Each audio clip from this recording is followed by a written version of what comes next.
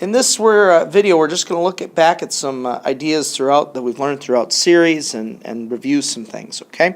So you see this first, it says find the sum of from n equals 1 to infinity of 8/9 to the nth power. This is a geometric series and we can find the sum. So the first term, if I plug in 1, remember I always plug it in, so 8/9 to the first power would be 8/9, that's the first term. And then we do 1 minus the ratio, which is 8/9. So we have 8/9 divided by 1/9, which is 8. Okay. Now, these I'm going to talk about kind of quickly.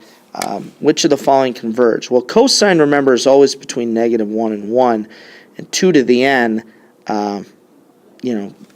you can really compare it to like 1 over 2 to the n, which is a convergent geometric series.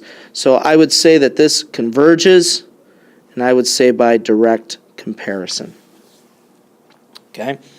Next, the square root of 5 plus 1. Square root of 5 is 2 point something, plus 1 is 3 point something. So you've got 1 over 3 point something to the nth, which is the same as 1 over 3 point something to the nth, which is a convergent geometric series. So again, I would say that this converges. You could say it's a direct comparison to another geometric series, or you could just say it's geometric. This last one, 1 over n is a divergent series, Divergent P Series. It's the Harmonic Series.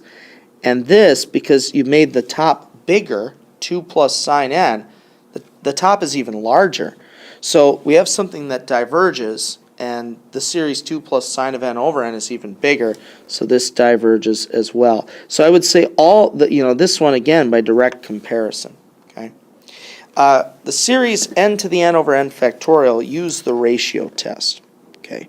So if I do that, if I have n plus 1 raised to the n plus 1 over n plus 1 factorial. And for the sake of space, instead of dividing by the term, I'm just going to write n factorial here and n to the n here.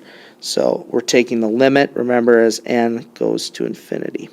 So this problem is right here. So doing a little algebra, the factorial cancels with that. And what I end up with on top is n plus 1 to the n plus first, and on the bottom I have n times n to the n. Well, n times n to the n is n to the n plus first, and then 1 times n to the n is n to the n. Okay, so let me kind of recap that once I write my limit statement again. The top, all I had left was n plus 1 to the n plus first. The bottom, all I have is n plus 1 multiplied by n to the n. Well, n multiplied by n to the n is n to the n plus 1.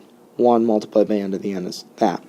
Now, what you see here is the same power on top and bottom.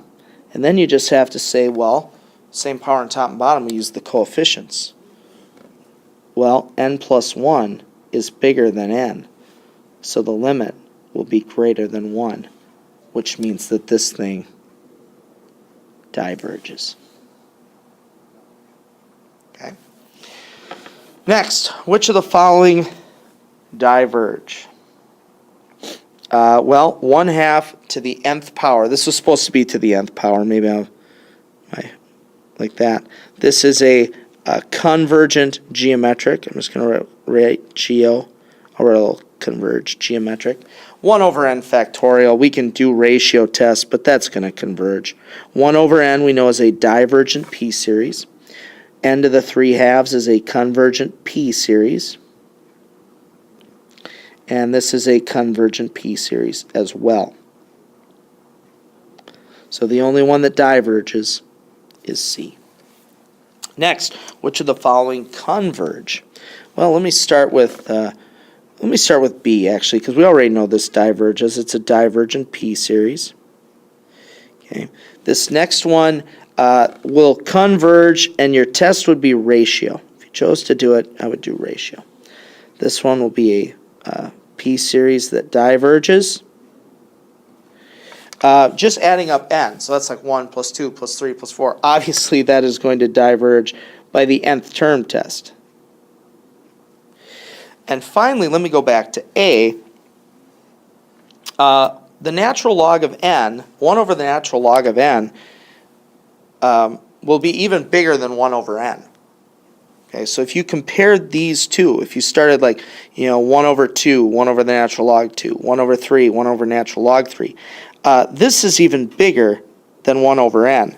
Well, this diverges, and this is even bigger, so by direct comparison, this must diverge as well. I'm going to put direct comparison. So the two that convert, or the one that converges, is C. Okay? And I just wrote that this one converged. So let me just change that real quick. This is a divergent P series. Okay? So you can go back and look at the tests. These were actually, these bottom two were AP questions a few years ago. So it's, good to look at. This is how they sometimes are. Which of the following converge or diverge? So sometimes you can do it even through the process of elimination.